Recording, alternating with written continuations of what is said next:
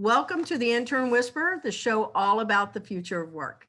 So today's guest is going to be Caroline Chomanics with Ideas for Us and Fleet Farming. That's one of their programs. But before we introduce her, today's Intern Whisperer employee tip of the week is be sure to have your intern meet and spend time with different people in your organization.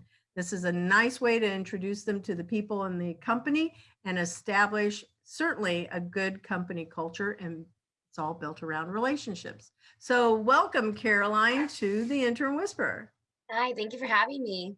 I am super excited because things that Ideas for Us and Fleet Farming are near and dear to my heart. And so I've been trying to get somebody from your organization, and I'm so happy that it's you. It's a woman in this business too. Yeah, I've been with Ideas for a while now, so I feel like I have a lot to say on a lot of different things. So it's going to be a great show. Oh, I'm excited. Yeah. And I know that you guys are going to share it like crazy. So we should see.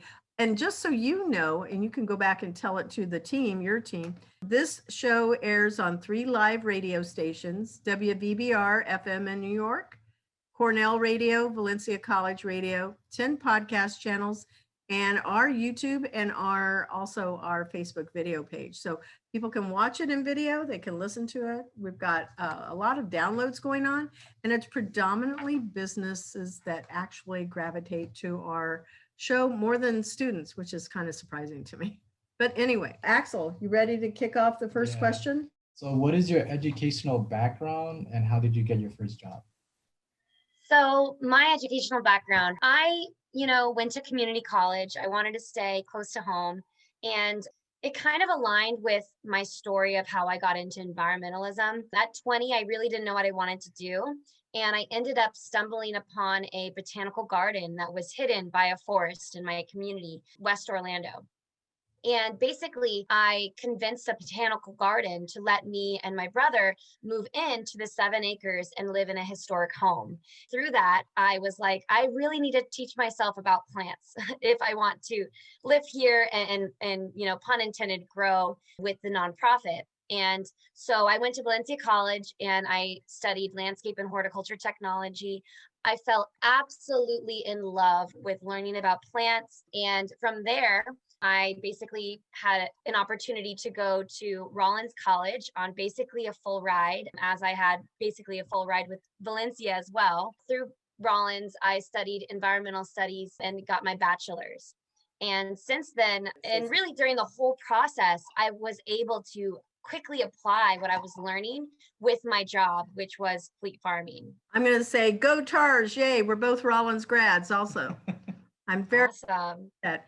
And one of my programs, I was a grants administrator over there too, in foundation relations, environmental studies. And I love all of my professors and Anne Francis. A little shout out. Yes, shout out to Anne Francis. She's amazing. She is. I love Anne.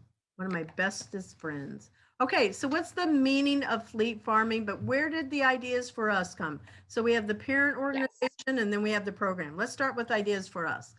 Cool name. Yeah, so Ideas for Us started in about 2008 on the UCF campus. It was a group of students who were really tired about hearing about advocacy and they wanted to take direct action. So they started to do environmental events on and off campus. Really, since then, it grew into a nonprofit. It grew into an NGO accredited by the United Nations. And now we have multiple programs that are, really flagship programs of Ideas for Us, including fleet farming, and that started in 2014. And so fleet farming is an urban agriculture program that turns the average American lawn into a productive microfarm, mostly by bicycle. And we have 3 different parts of our program. We have our Lawns to Farms program with fleet farmlets or microfarms. We have edible landscapes and edible landscaping service. And then we have fleet education that educates and empowers people to grow their own food. So fleet, because you're on a bicycle and it's fleeting, maybe life is fleeting, types of ways that I could interpret that.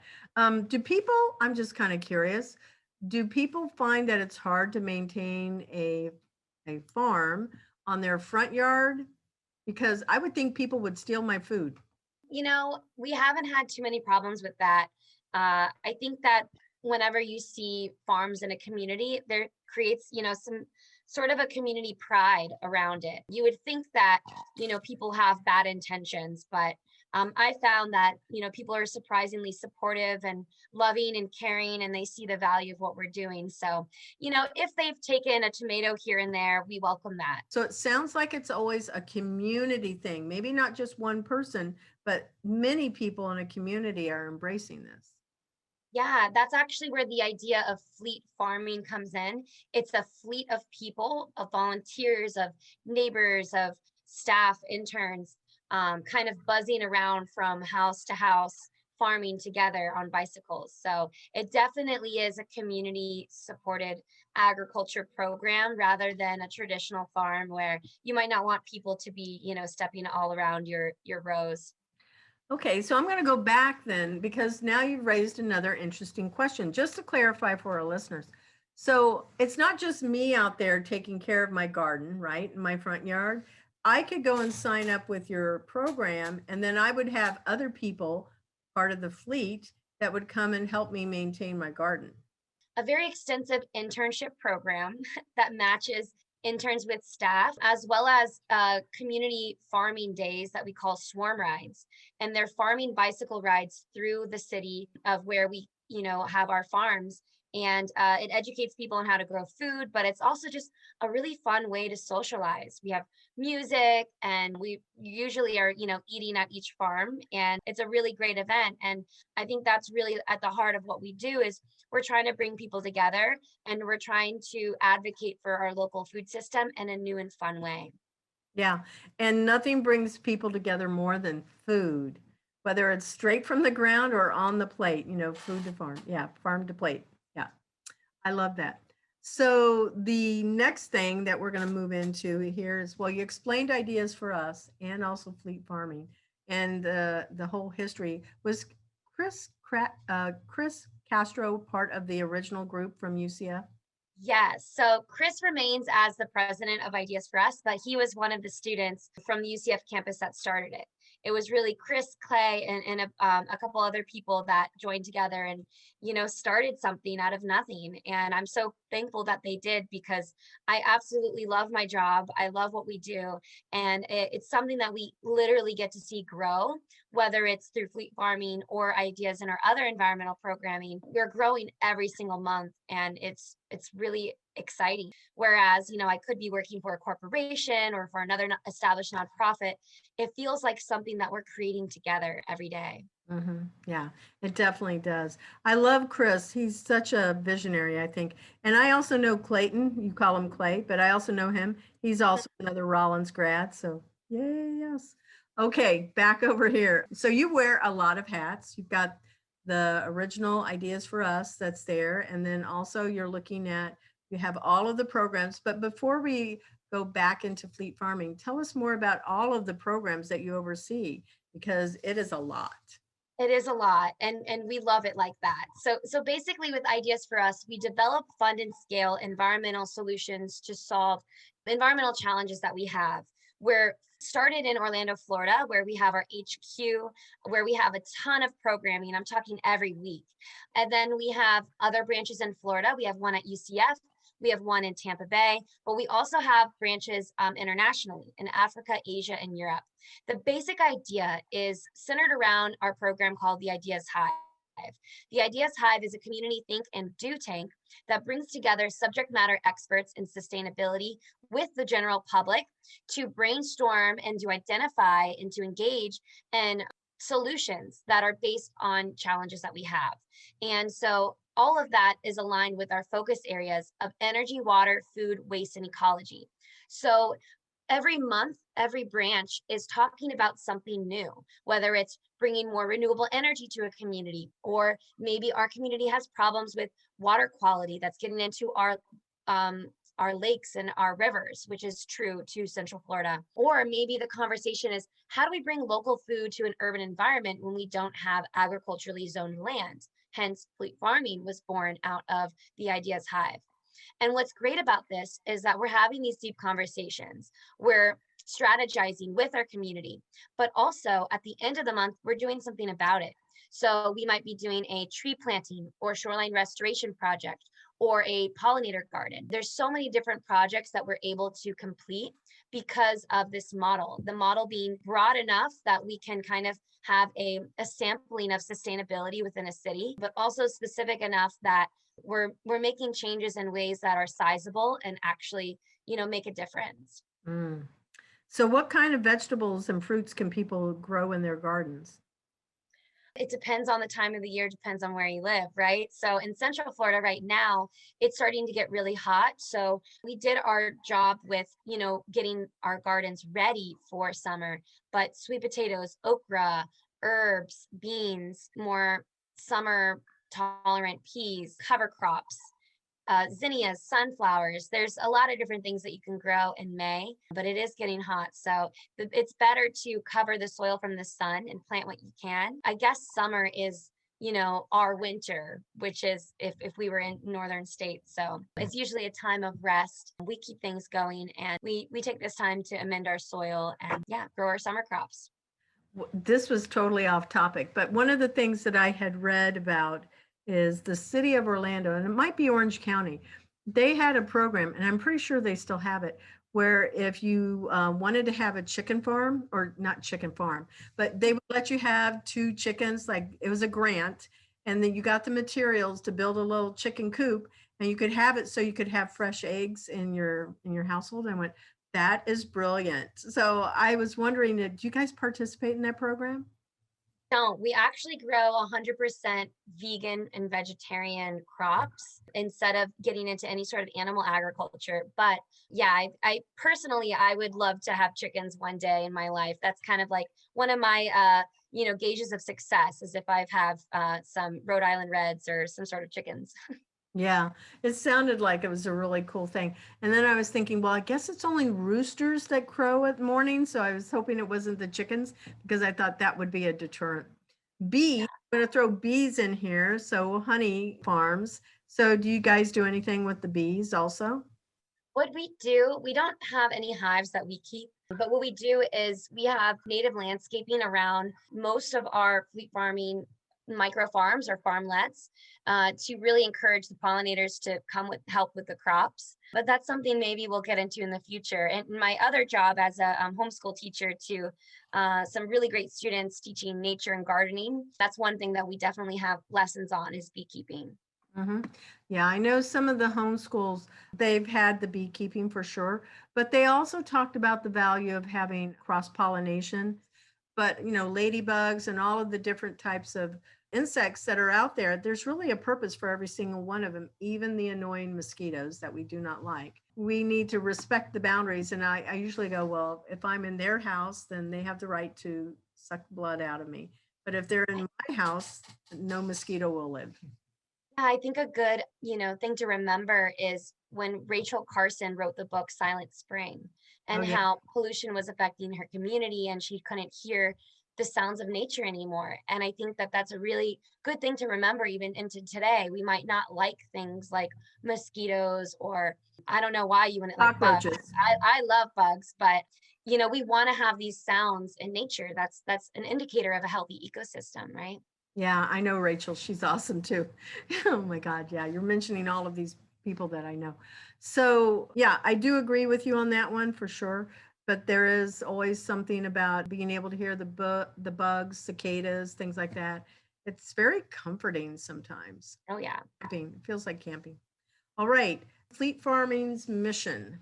Yeah, so Fleet Farming's mission is to empower all generations to grow food. We do that in a number of ways. We have school garden programs. We actually have created over 19 school and community gardens within the Central Florida community, offering education and maintenance and summer preparation to our schools, as well as teaching classes. I teach so many classes. We have over 19 different classes to choose from, everything from gardening 101 to quote unquote weeds and how to identify different plants that we have in our garden and really the benefits, to conversations about natural pest management. And the list goes on because these resources need to be more readily available so then people feel more confidence when they're growing. We also have a summer camp that we're starting this year. I'm so excited about. It's called Save the Planet Summer Camp, and it's 5 days of educational programming related to energy, water, food, waste, and ecology for Florida.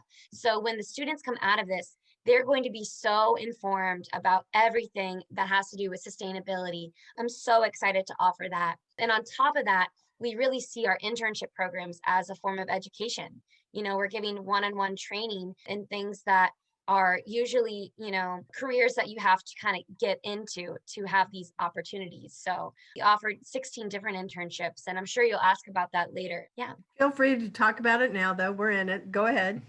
Some of our internships include farming, fleet education, getting them to help with the summer camp. I had an intern help me create the entire summer camp. Shout out to Katie.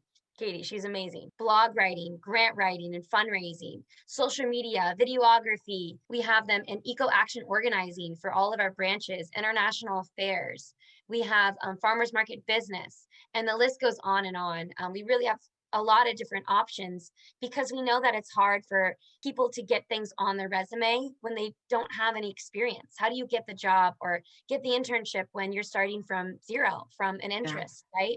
And from that, we write letters of recommendation for all of our interns, but we also do a photo shoot at the end of the semester so we can give out headshots to all of our interns and help them with their resumes if they need help. So you and I are very much kindred spirits in so many ways. We definitely have to go and have lunch someplace good. I'm so open. Maybe we'll go to East End where we have some farms. Yeah. I would like to go there. I always like going to East End. Oh my gosh, Gideon's chocolates, their cookies are so good. Anyway, getting back on point. Okay, you're up. Yes. So here's a question. Has COVID changed the agricultural market? Wow, I think COVID changed everything, right? We definitely had to furlough staff for a while because we didn't want to be a part of spreading anything. And it was really a challenge for a lot of nonprofits.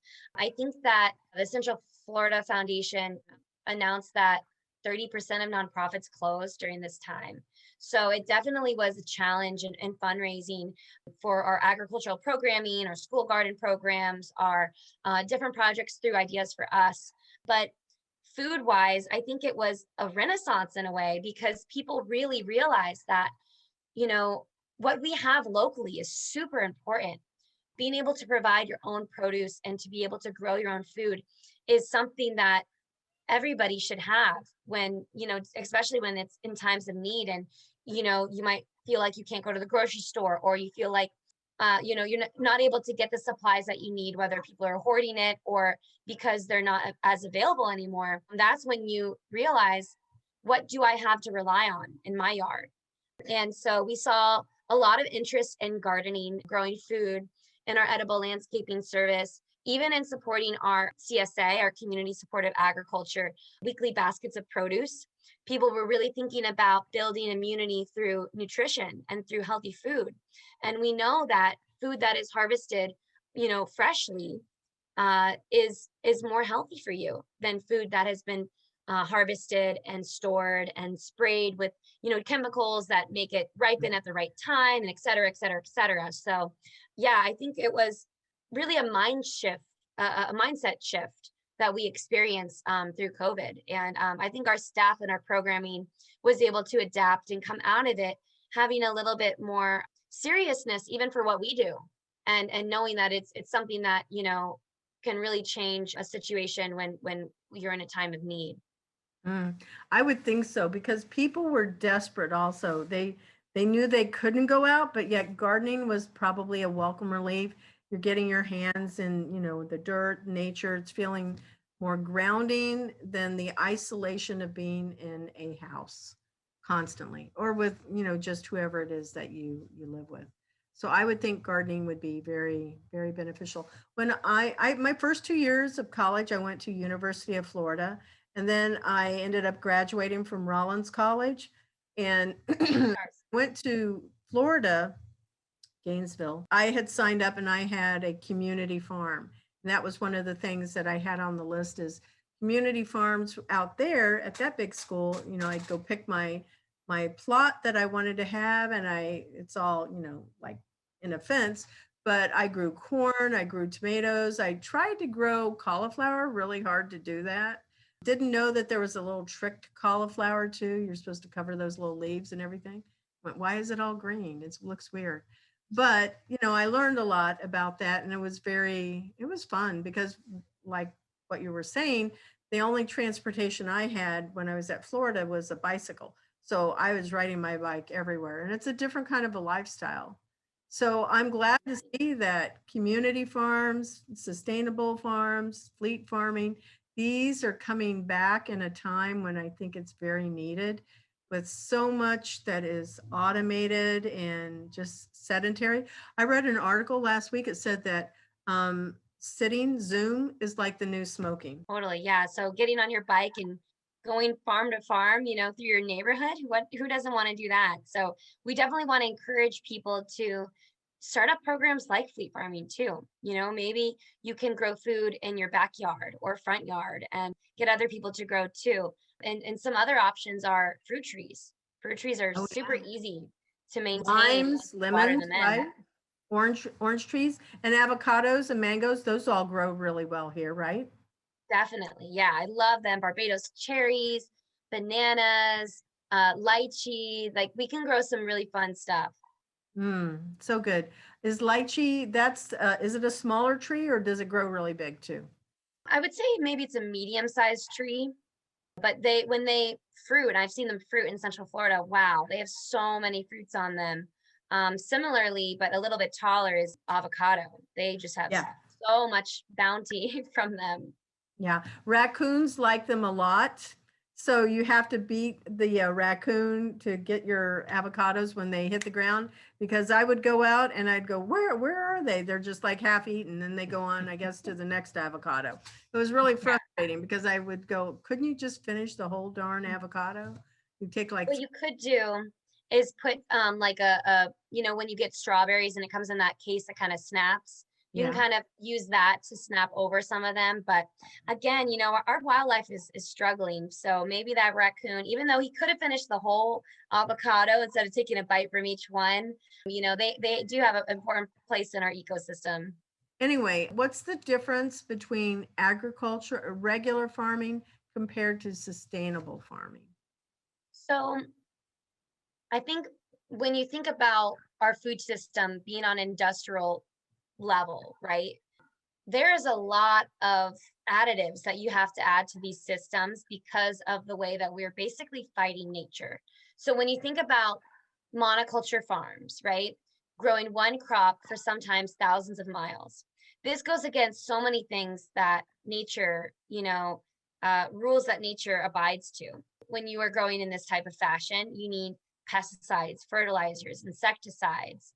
You need massive watering systems that could attribute to even evaporation.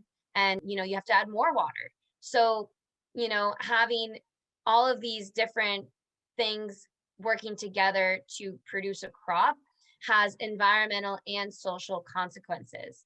Environmental because of the amount of water that's used, the amount of chemicals that are sprayed on the earth that, you know, affects our terrestrial ecosystems, but also it leads to our waterways and affects the clarity of our water or the quality.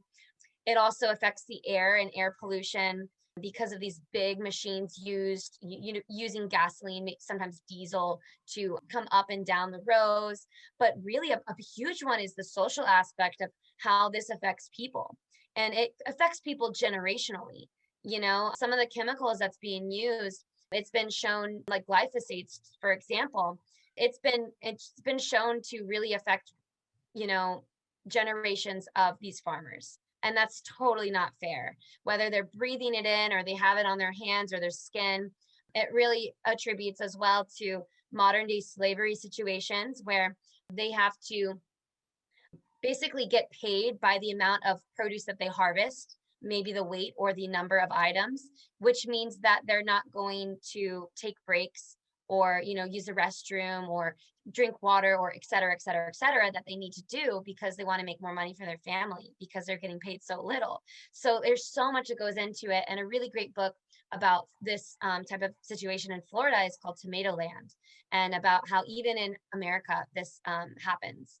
And so that's really something to read about. So when we talk about sustainable farming, and really better yet, regenerative agriculture, we're talking about closing more of the loop and having it be regenerative to the land and having it be part of systems of nature. We see this in a lot of permaculture systems or permanent agriculture systems, mimicry and food forestry, things like that, where it's polycultures, it's biodiverse, it's planting different types of plants all together who are taking out different micro and macro elements from the soil. So that soil is being tended to by the plants instead of being added from fertilizers and having to be compensated in some way synthetically. So really, this is a whole movement to even change the way that we look at waste. 40% of our food in America is wasted, whether that's due to transportation that attributes to pollution, or if that is, people just, or grocery stores even not timing it right and throwing out just gross amounts of food that could go to food pantries and homeless shelters and people that could be shopping at discounted hours of the grocery stores schedule. So there's so many solutions that we have. It's just the conversation about how do we have these systems that are sustainable and closed loop and good for the environment, good for the people, when we're in a culture and in a system that is based off of the maximum amount of profit for the least amount of people.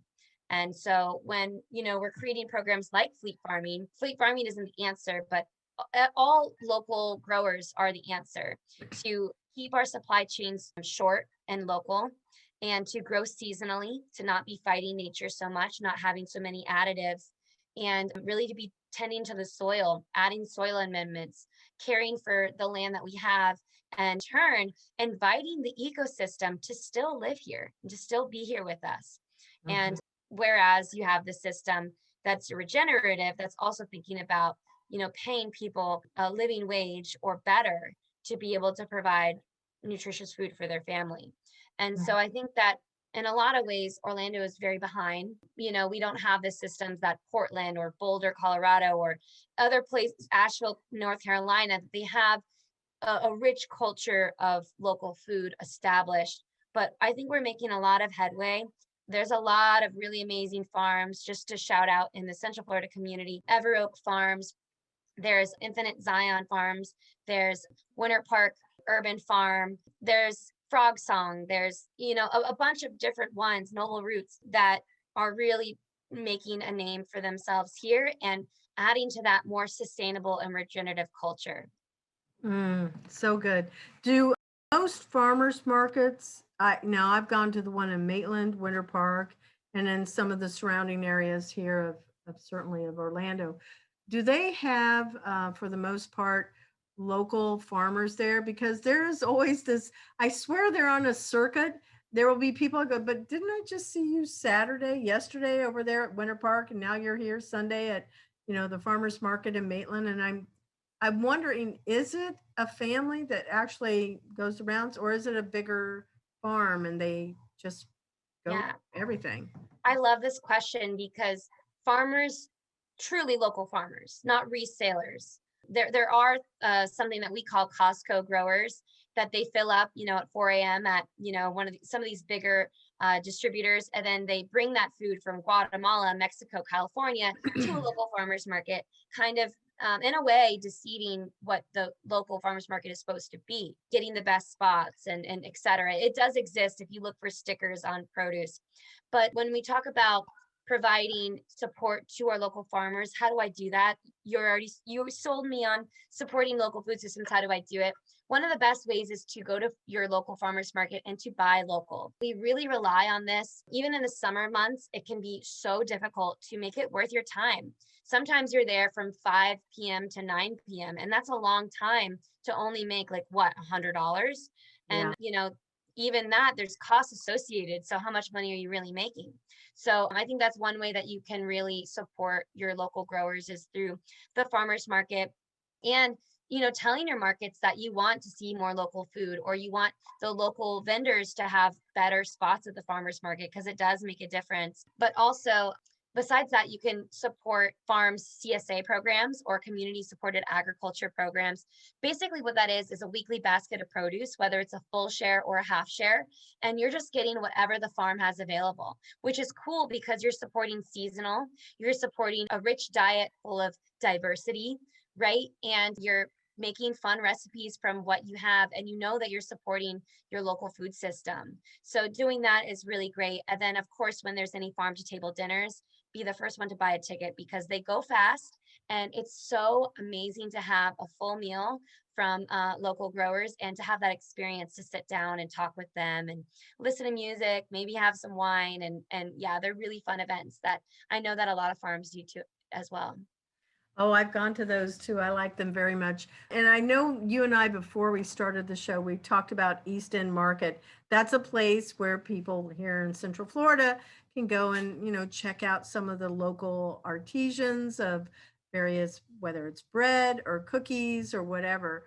They have wonderful foods there, honey, all kinds of honey. And the Fleet Farm is right there in the front of East End. So, definitely give a little shout out to John Rife and, his team. Yes, different vendors, small vendors. So as people are getting their businesses started, they start with a small storefront inside the building there, and then they can grow it out of the building. And it's an opportunity for people to start small and to grow over time. And the food there is amazing. Do they still have the kitchen, the little commissary kitchen where people can go upstairs and do they? Yeah, yeah. And I'm working on a project now to create another commissary kitchen super close by. Oh, that is really good to hear. Let's see, we're looking through here. What does a typical day look like for a volunteer at Fleet Farming? For farming particularly, certain days of the week we harvest, certain days of the week we do maintenance, scouting for different types of pests, and soil amending. So you might get there, say that you're, for instance, an intern, and you're joining us for a Fleet Farming swarm ride with other volunteers. So we'll get there together, we'll have a little circle time about who we are, what we do, and what we're going to do that day, just because those conversations are really important when we're, talking about industrialized agriculture and local, and really remembering why it's important. Then we'll head out on bikes to a local farm, probably maybe, 5 minutes down the street, passing some farms as we go. And then we will get to the property and identify what needs to be done. We will scout for insects. We'll look underneath leaves to see what's there, if we need to use neem oil or something super gentle and natural to get rid of them, or to encourage insects. Like if we see a parasitic wasp, it's a good sign that our cabbage worms are going to have a natural predator. Then what we'll do is we'll engage in some removal of pioneer species. So a pioneer species is a better way of saying weeds, because weeds is really a derogatory term for a plant that we just don't know. They might be amazing healers, or, herbal plants that are part of herbal medicine, or culinary plants that can be used. And calling them weeds is really, it's not as friendly as pioneering the land as pioneering. And so we'll do some removal of that. Maybe we'll bring some soil amendments. So one that we really like is worm castings or kelp meal. We'll add that to certain rows, dependent on the leaves and the quality. Maybe we see some yellowing or some browning, and that might tell us that certain plants are deficient in nutrients. So we'll add that directly to the base of the plants. We'll check the irrigation. Maybe we'll engage in some seeding, of course, some harvesting. Something that goes pretty quick right now is our okra. So we have to get it while it's small. If you don't, it will start to get kind of fibrous and woody. Harvesting tomatoes, harvesting different root crops as well. So there's always something to be done. And then at the end of the session, say we're done, we tested the irrigation, we harvested, we weeded the pioneer species and soil amended, then we will move on to the next farm. And during this process, it's important for us to create an experience. So we're playing music and we're having conversations. And, usually our group is very lively and funny, actually. And so we really want it to be fun because also you're doing physical labor outside in the sun. And even though you're keeping hydrated and drinking water and wearing a hat, it's something that, you want to enjoy doing. And so once we're done with all that, we'll bring it back. We'll put the produce as soon as possible into cold storage in the fridge, and we'll plan and get ready for the next day. Wow. That sounds like it takes a lot of people. So not only interns, I'm pretty sure your volunteer pool is all different ages. I would think that there would be a lot of retirees that would enjoy this just as much. I think so too. I think it gives people purpose. Like, first of all, to give up your lawn if you're not using it really and you don't really want to care for it, like that alone is amazing that people do that for us. But also, to be involved as a volunteer at any age, I think it, especially, older generations though, who might be retired, it just gives a sense of accomplishment, together. We're growing food and we're changing the landscape and we're creating a social movement as well around making sustainability fun. Yeah, and I love the fact that it can be multi-generational. I think that it's so important rather than being just in your own generation. I cannot stress Yeah. how important it is. Like crazy. The Waltons, they had a thing going on there. Everybody lived in one giant house. Oh, What's our next question here? So you talked about regular farming and sustainable. What type of communities do you guys have within like the farms and stuff? our farms are kind of seen as community farms, but we do install community gardens as well as school gardens, gardens for apartment complexes, affordable housing units, veterans, women's rehabilitation centers. We've created so many of those over the years through our edible landscaping service that builds more raised beds and installs food forests and plants fruit trees. So that's been a really amazing thing that we've been a part of. And yeah, I think that I used to work with the city as an intern actually in their community gardens department, I guess you would say. And I learned a lot about the importance nutritionally and socially of creating these opportunities for people. And so I've applied some of that to us whenever we help people to create these types of gardens. And I think it really is important to have it in places that collect a lot of people together, and having a reason to come out of your apartment or come out of your condo or, your school and to socialize and interact with people in a way that is interactive, which is growing food. There's always something to do, and there's a lot of conversations to be had across gardens. Well, we're going to take just a few seconds to acknowledge our sponsor. The Intern Whisperer is brought to you by Cat5 Studios, who help you create games and videos for your training and marketing needs that are out of this world. Visit Cat5 Studios for more information to learn how Cat5 Studios can help your business. Thank you, Cat5 Studios. So we're back to our show, and our show is all about internships and remembering that somebody gave us a chance. We're going to jump right into the future of work, though. And when I was talking about this with you before the show, we were looking at how there's just a really big need for food, and that by 2030, there's supposed to be estimated 5 billion people. I cannot begin to fathom, we don't have enough farmland to actually, I think, produce that. So that's why there's looking at how are we going to manage farms.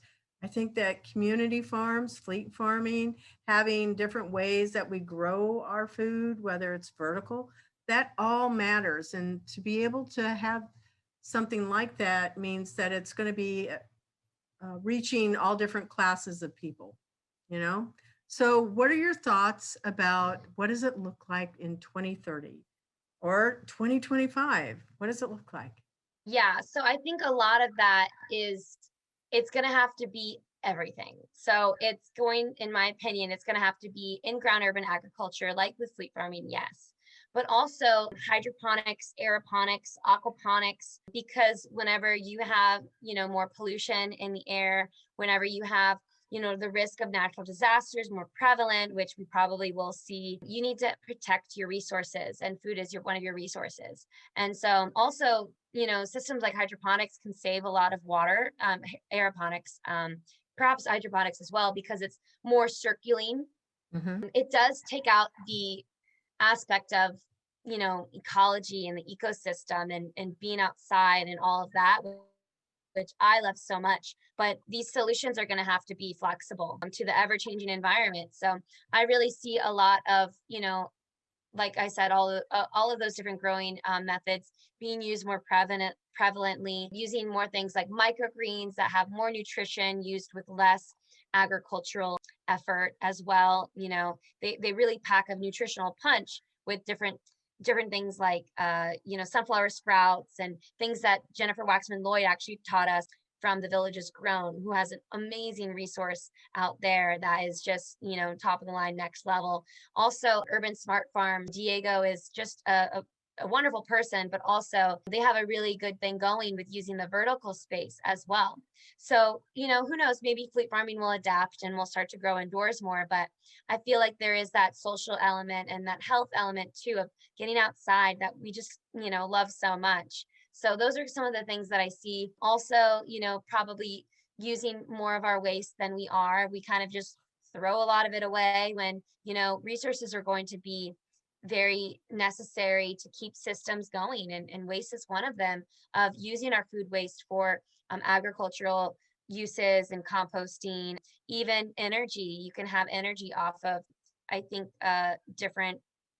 different machines that Orlando Permaculture shared with us, and Jeff Trapani, about, something that I think it's a digester where you put your compost in and it creates gas that you can use in your kitchen. So Oh my there's God, that's a amazing. lot of different, there's a lot of different technologies that are coming out that are helping to close the loop. And I think that's going to be the main thing, is water conservation. How do we grow food with little water and also little amendments, reusing what you already have, and maybe shorter supply chains of having additives to your farm, even in soil amendments. So how can you find more things locally than being a part of these global chains that could be easily, disrupted and affect communities in a large way? I think tiny homes, there's, obviously a certain type of person that would adapt to a tiny home. But I think those that, Me, yeah, I'm not sure if yours is, but I love it. I love tiny homes. do you have a tiny home? I don't now, but I am fundraising for one, and that's my goal. Is I want to live small and, have as close as a relationship to nature as possible, in systems using solar and, a non-traditional toilet and things like that. Right, Like composting. I've been convinced, and I am on the tiny house, bandwagon. Yep. I used to think I was also, but then I went, oh no, I do like plumbing. So that was the composting toilet. I went, no, I don't feel like doing that part. But everything else I like, because you could still have a very comfortable life inside of a home. And it's just, we just don't need that much. We want a lot, Yeah. but we really don't need that much. Yeah, and sometimes when we take away things that we don't need, we can really focus on living. Oh yeah, because you can actually hook that little vehicle up, your little home up, and then go travel around, or you're like living in it if you want, a little tiny bus. Anyway, I could see where a vertical garden would work really well in a tiny home, because you might not have a lot of land if you're in a tiny home community. But if you could have a garden, and let's say like even in apartments, I think that works really well for vertical growth.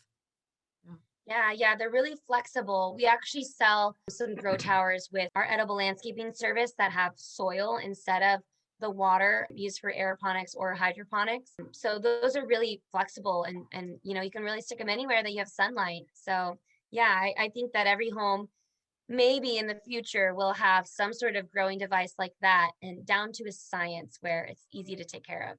Yeah, I agree. One of our other guests was a hydroponics Cornell I was just about professor. to say that. He I was was just so, Cool. about to say that yeah, he was talking about aquaponics. And yeah, hydroponics. it was good. But we're touching on so many good things. So the other thing, you've mentioned a couple of things that were coming up in the conversation here. but the trends, the trends of what is going on in the community that's built around obviously sustainable farming, but the environment itself. The use of plastic. One of the things that Ideas for Us did is let's ban all straws, let's ban plastic bags in the downtown Orlando area. And I saw that as a really positive move. There was a really good movie. One of my other companies is Pivot Business Consulting. So I had done an awareness movie, and it was on Plastic Paradise. And how much, do you know that movie? No, it sounds like something that I would like to watch though. Oh, I'm sure it is. Yeah. So there's all of this plastic, which we all know accumulates in the oceans, and it's created these giant masses of what can now be considered an island of just plastic. And then when they were over in Hawaii and they were checking the animals, that whether it's the birds or the fish or whatever that have died, all they're finding is just, bottle caps and plastic bags that are, it's floating in the water, and it's what they eat. And that's a sad commentary, because all of that gets into obviously their bodies. It gets into our own ecosystem, especially if we use it. It's like we could go on and on and on about that. So it says only 9% of the world's plastic is actually recycled. That's disgusting. What am I taking all of this plastic to? Wow. Right? And the movie covers that. So definitely go look for it, the Plastic Paradise. The movement is now to focus more on bioplastics, paper, reusable products. We can go into the stores, we can take our reusable bags, but, and then I'm recycling, right? Chicken, the eggs, the plastic cartons, that styrofoam cartons that the eggs come in. I'm going, no, I don't know where they're being shipped, but it's not here in the United States. I know it goes out of the United States when they are doing any type of recycling. So what are your thoughts about recycling? It does impact, it does get into the land, it is in the foods that we eat, and then we have it. Yeah, I think that recycling has its own challenges of, it requires energy to, have these recycling plants. And there's a lot of education that needs to be had about, cleaning your recycling properly, taking off certain caps and plastic around it, and what can and cannot be recycled. There's a lot of, things that can make recycling not really work, and, compromise a lot of loads and send it to landfill. So I think the goal is zero waste. I think the goal is providing as little plastic waste or, other types of garbage in your life as possible. So then you don't have to have the responsibility of what do I do with this and what's going to end up happening, even if I'm trying to do the right thing and recycle my pizza box. Well, they don't take pizza boxes because of the grease, and just knowing little things like that. So with zero waste, a good example of that is getting produce that isn't wrapped in plastic. I'll tell you, it annoys, the daylights out of me that we wrap produce, like even cucumbers, zucchinis, all in plastic when it doesn't really need that, right? Even I've seen bananas come in plastic bags. It's ridiculous. And so buying produce that isn't wrapped, staying to the outskirts of the store usually helps you to reduce your plastic use, and changing your diet, buying in bulk.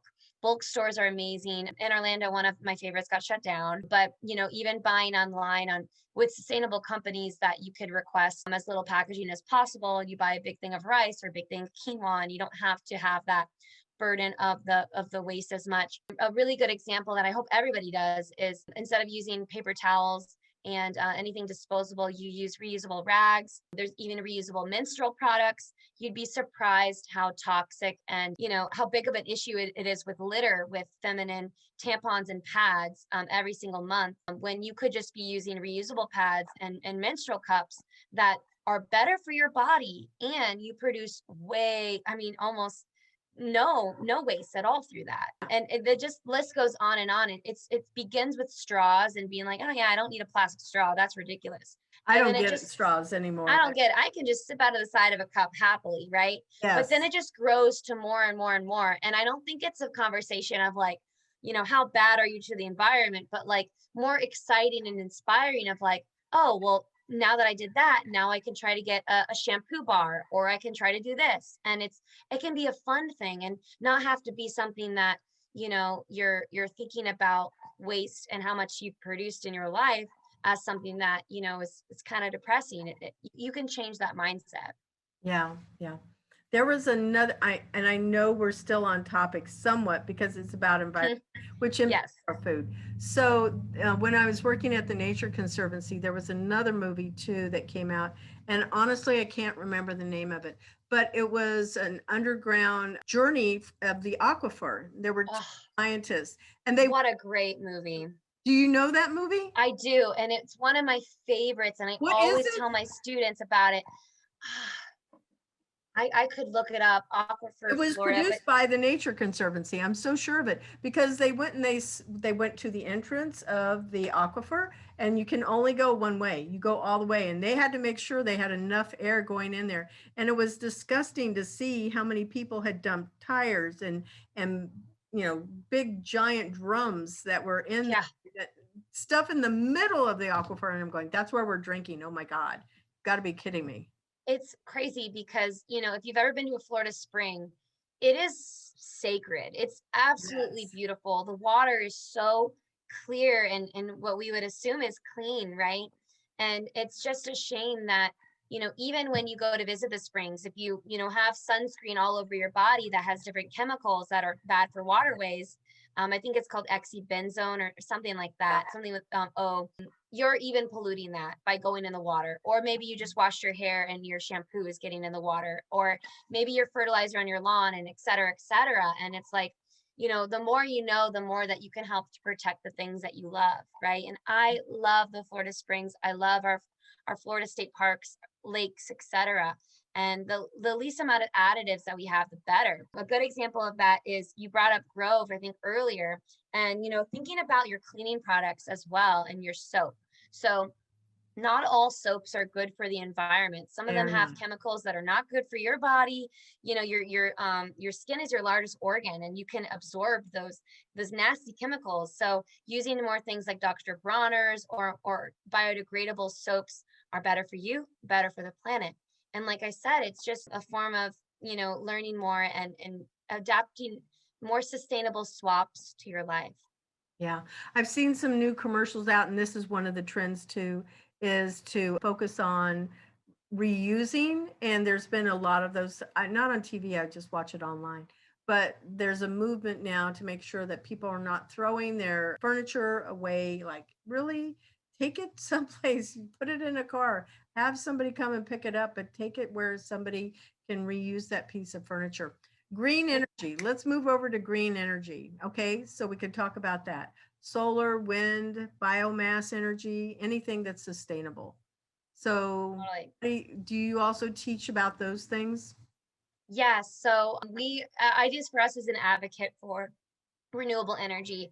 You would be surprised that in the Sunshine State, the most amount of energy that is used is, hopefully I get this right, not in order, but petroleum, coal, nuclear, and what's the last one? Some natural gas. Oh, So in Florida, solar energy does not cover nearly as much as what it could. And yeah. it really is about, you know, having solar and solar storage, and having our people advocate that to our energy providers. Our energy providers like OUC, who decided to take the strategy of convincing people that, oh, well, if you want affordable energy, and if you want it to be reliable, and if you wanted it to be, you know, one other aspect, then you can't have it be sustainable. And, On you know, they demand, I asked the would right say. people for their survey to show them, like, oh, well, the public said that they didn't want it to be sustainable. And that is so messed up because, you know, we're planning things out from now until 2050. So decisions are being made now of how we're going to be in the future. And to not have solar be the leading cause, or the leading renewable energy be used, is a shame for our environment. Natural gas is fracking, right? Natural Yeah. gas is fracking. It's just a nicer way of saying that. Now we call it fracked gas, because what you do is you have to have water involved. You have a lot of wastewater with a lot of different chemicals, and we have a very sensitive Florida environment with limestone and an aquifer. Do we want to Mm-hmm. be drilling into that? Absolutely not. Do we Mm-mm. want to be a part of any system that is compromising the natural area of Florida when we could have renewable energy? I mean, to me and you, it doesn't make sense, but that's why we have to join together and we have to fight for this. And something that I lead is Fridays for Future Orlando, a climate activism group that is partnered with a lot of different organizations, but we advocate for environmental House and Senate bills, but we also advocate for renewable energy in the Sunshine State. It shouldn't be something that we're it's too hard of a sell, right? Yeah. Yeah. So, you've raised so many good points. And I'll throw one more out there because I think it falls underneath ideas for us, not just fleet farming. When we talk about light pollution and we go out at night and you can't see the stars and everything, it's like we could go on and on and on. I really feel like you and I have So much. And that's why Ideas does the Hive, because every hive, we're talking about energy, water, food, waste, and ecology. We have a hive on Dark Sky coming up, the Dark Sky Society, that's trying to fight even like our street lamps to not be so bright. Like, let's turn that light down. And instead of it being like a blue or purple light, let's turn that to like a warmer light. Like, even that can be really effective for encouraging wildlife in the area and be able to see the stars, And so if you're interested in anything that we talked about, or more environmental topics, please follow Ideas for Us Orlando or Ideas for Us Global. We have 13 branches, domestic and international. Follow Fleet Farming too, at Fleet Farming on Instagram, Facebook, Twitter, you name it. We have different events in Orlando specifically for fleet farming. We have a YouTube with videos and really engaging websites, both for fleet farming, sharing information about pest management and soil amending, things that we break down from kind of confusing topics. We make it really simple and easy to understand, as well as the Ideas for Us website that has a showcase of all the different projects that we do, and something that we just started, which is an eco action request form. Through that, you can request an eco action project with us, whether that is a shoreline restoration project or a pollinator garden or a tree planting, whatever it may be, you can request that with us and we can fundraise and make it happen. So I kind of jumped ahead to share more information. That's about okay. I'm really glad you did, because we really are on the tail end of it. So best mentoring advice that you want to share with anybody that's listening to our show? There's a couple things. So one, you don't have to wait till you're out of school to get involved with your major. You really should be getting involved as early as you can. I started working for Ideas for Us the entire time as I was going to school, number one. Number two, act like you really care, because that is a really big thing that someone taught me once. Put in all of your effort, ask questions, be aware of what's going on. Don't just take a back seat and try to have an easy internship or an easy school experience. This is your life, right? These could be your colleagues. This could be, it for you.